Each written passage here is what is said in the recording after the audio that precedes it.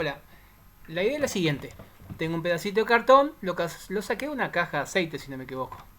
Bueno, un sobrecito, que hecho sea el paso me va a sobrar, que lo que hice fue poner poquitita agua, no mucha, demasiada agua no.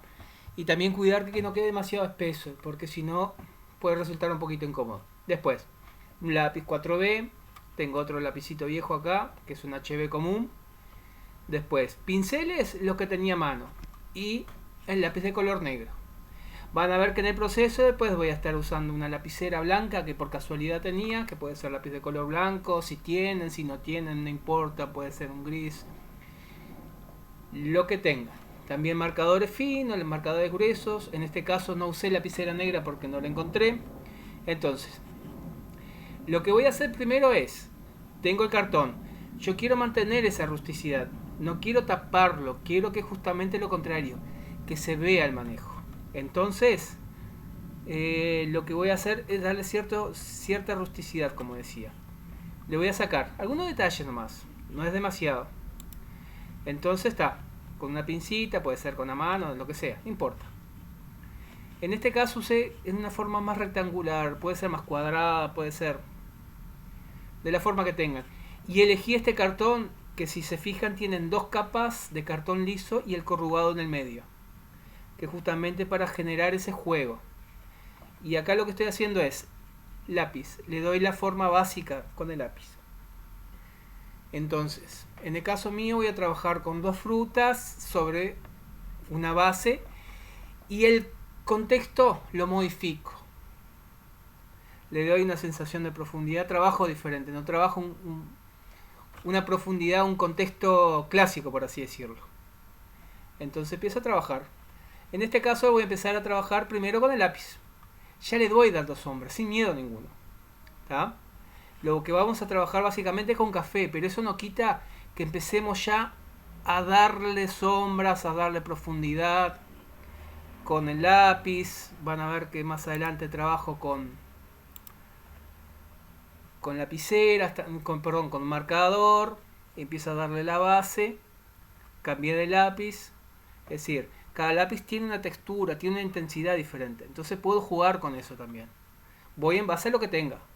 Lo que tenía a mano fue lo que fui utilizando. Entonces empiezo a trabajar la forma, empiezo a darle esa base. Trabajé con un poco de blanco también. También en lo que son las hojas, simulando lo que sería una especie de brillo. Y ahora sí empiezo a trabajar con el pincel. En este caso empecé a trabajar lo que serían las frutas, por así decirlo. Por una cuestión personal. Entonces, van a ver que hay una zona que va a ser la zona que se genera la sombra propia. Esa zona es donde yo le voy a dar mayor intensidad.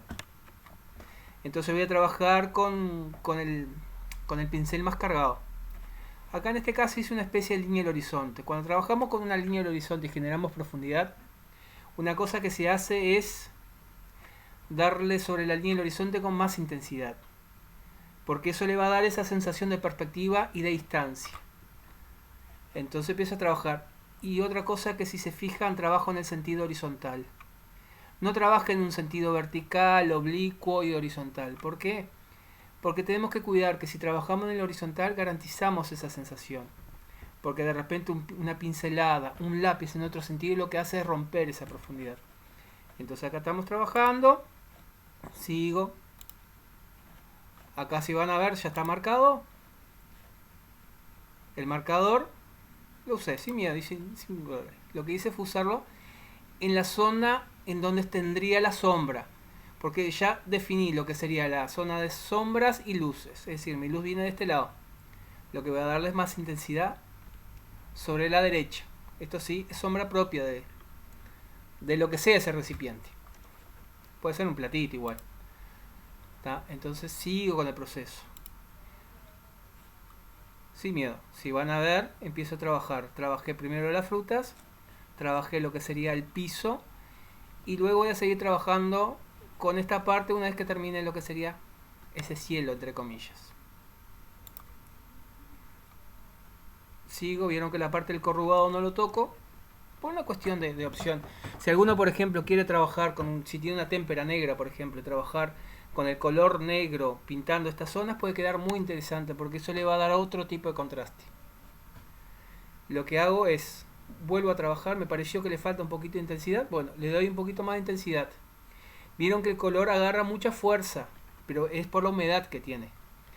Entonces es algo que cuando seque vamos a tener que volver a repasar. Sigo trabajando, ahora sí empecé a trabajar en esta parte. Sin miedo. Hay que meterle y sin miedo y ir probando. Van a ver que a la medida que avanzan como que el dibujo va pidiendo. En este caso fue una opción mía, darle esa sensación de profundidad. Si yo tengo una gran superficie lisa, lo que me imaginé fue, hay unas montañas, hay algo que rompe esa profundidad absoluta. Que esto lo que hice fue como una estrategia para generar más esa profundidad. Que sigo con el lápiz. Creo que sigo igual. Lo que hice fue trabajar una capa muy suave.